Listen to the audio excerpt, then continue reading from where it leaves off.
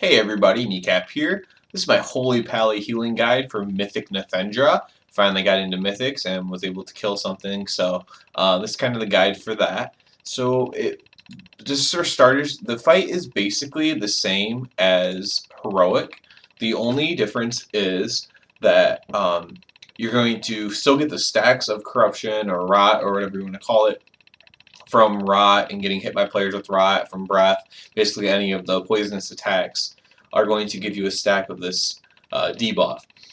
Now once you get to 10 stacks, after a Breath, you will become mind controlled if you're at 10 stacks. So the whole point of the fight and what makes it kind of hard in Mythic isn't that players get mind control in general, it's just that you have to kind of manage how many are getting mind controlled. So for starters, you can't have both tanks be mind controlled at the same time, and you can't have 90% of your DPS all be mind controlled at the same time, because then there's no one to break them out of it. To break them out, you just got to give them 50% health. Now I kind of explained a little bit of the difference. I'll get into the actual healing portion of it. I didn't have to heal particularly hard. This was a very clean attempt. Me and the other Holy Paladin didn't really heal that hard, didn't have to do a lot of HPS, and even the top healer didn't have very high HPS, just because it was a fairly clean attempt. As you can see there, I was purposely getting my 10 stacks so I could get mind controlled. I had to bubble because the breath was facing me, and then I just made sure I obviously if you have a macro it's better, but I clicked off the bubble to I didn't know for sure if they would be able to kill me if I still had my bubble on. So I turned that off so they could 50% me, and we could go about finishing the rest of the fight there. So big thing too is not to get hit by the bugs. So as a healer, you're hoping that everyone's doing it right. They're not worrying about DPS as much, and they're just not dying to bugs. Because during this phase, if you are struggling on mana, this is a nice time to get your mana back and just not have to worry about a lot, as long as people are doing the mechanic right. As you can see, I've been positioning myself kind of behind the boss. That was a good place for me to stand. The only thing hard about that was making sure I was in range of the tanks at all times. But as a healer, I hate having to interrupt my cast just because there's some rots coming by. So I tried to find somewhere in the room that I could stand and just kind of coordinate around that. This would be a good fight to spec into Cavalier and have two of your Divine Steeds ready to use. I say this because if you get, as a Holy Paladin, you're really slow, and if you get the rot that is happening during breath, and you're going to be mind controlled, and you need to get to the stack location for the mind control, and you might not have your Divine Steed up, and it's going to be really hard for you to get there. It's hard to get there even with the Divine Steed. Sometimes I was trying to drop my things a little bit closer to the boss just so I could get there and get up to where I needed to be for the mind control. Other than that, the damage on the tanks isn't bad. Make sure that the tank is kind of healed up a little bit before he runs out with Volatile Rot.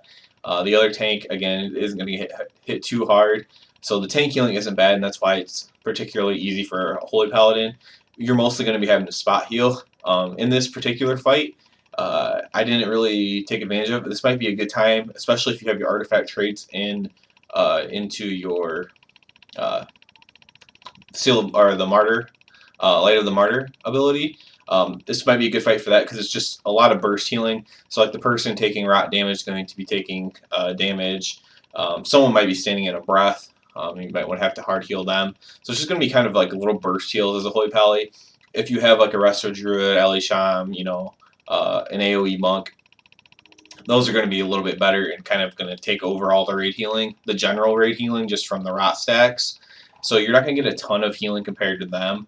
Of course, you could spec, into the most raid healing beneficial Paladin spec for this fight, which if you're just trying to push HPS, that is what I recommend, is just going into all of the raid healing type talents that you have the option of. I went with the Mastery Lightbringer one for this, even though that's not the best HPS one necessarily, just because of the fact that I was standing way back here away from my tank anyways, so I wanted the Mastery to be on my tank, so that kind of works for me. Might not work for you. You might just want to push numbers. So to push numbers, you're going to want to mostly focus on minor raid healing to the whole raid because of the general rot damage.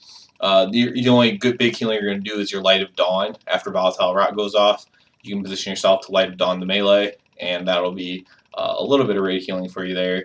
And I use Judgment of Light as well, which is a little bit of a raid heal. In fact, most of my healing was probably from that. I just didn't have to heal very hard particularly, and which is good news because that means that you won't have to heal hard as long as everyone's doing the fight right.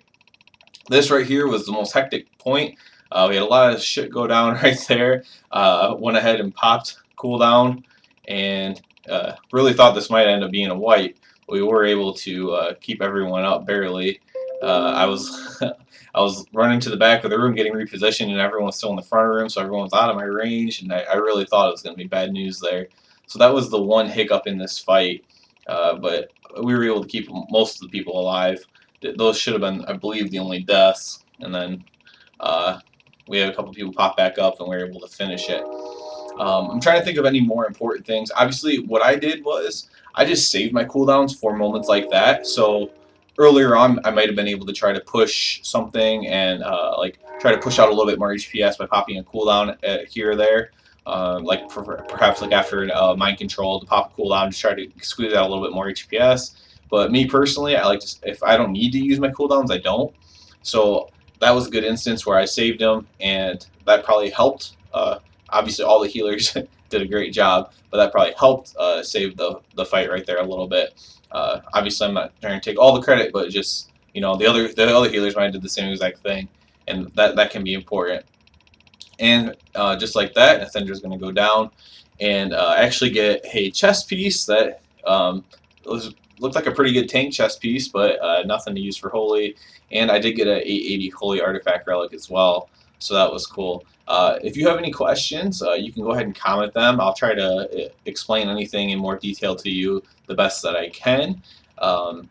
If you have any other ideas or tips, that's fine too. Anything negative you want to say, that's fine too. All I ask is that everybody, if you could, thumbs up and sub. That helps me out a lot. And have a good one. Hey everybody, Kneecap here. This is my Holy Pally healing guide for Mythic Nythendra. Finally got into Mythics and was able to kill something, so this is kind of the guide for that. So just for starters, the fight is basically the same as